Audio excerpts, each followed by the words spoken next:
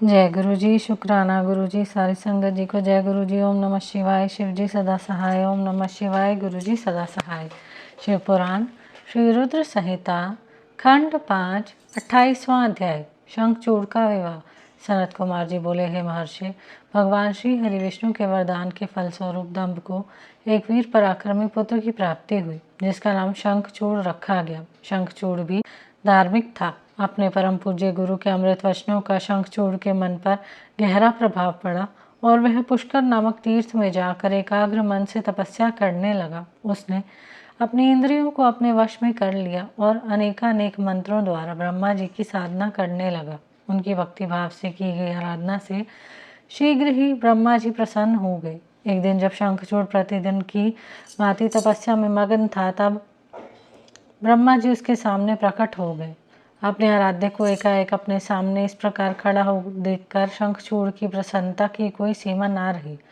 वह ब्रह्मा जी के चरणों में लेट गया और उनके पैरों पर अपना सिर रखकर उनकी स्तुति करने लगा। ब्रह्मा जी ने शंखचूड़ को ऊपर उठाया और उससे कहा, हे वत्स, मैं तुम्हारी आराधना से बहुत प्रसन्न हूँ। तुम जो चाहो मुझसे वरदान मांग सकते हो।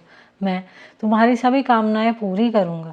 अपने आराध्य ब्रह्मा जी के वचन सुनकर शंखचूड़ बोला, है ब्रह्मा जी, यदि आप मुझ पर प्रसन्न हैं तो मुझे यह वरदान दीजिए कि मुझे कोई भी जीत ना सके। शंखचूड़ के इस वर को सुनकर ब्रह्मा जी बोले, ऐसा ही होगा। और फिर उसे भगवान श्री कृष्ण का अक्षय कवच देते हुए वे कहने लगे कि शंखचूड़, अब तुम बद्री का आश्रम चले जाओ। वहाँ सकामा तुलसी तपस्या कर रही है। तुम वहां जाकर धर्मराज की कन्या तुलसी से विवाह कर लो। यह कहकर ब्रह्मा जी वहां से अंतर्ध्यान हो गए। ब्रह्मा जी के अंतर्ध्यान होने पर शंखचूड़ बद्रिका आश्रम की ओर चल दिया। वहां जाकर वह तुलसी के पास पहुंचा।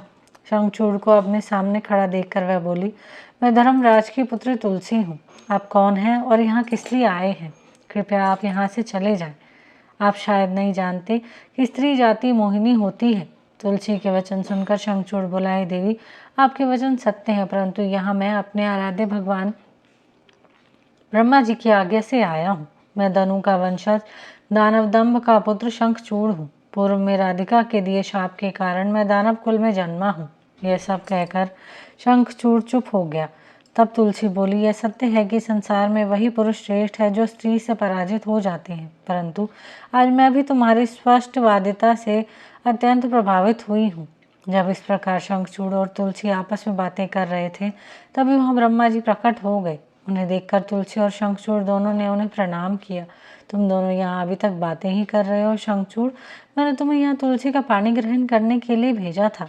तुम निश्चय ही पुरुषों में श्रेष्ठ हो और तुलसी निसंदेह स्त्रियों में रत्न है।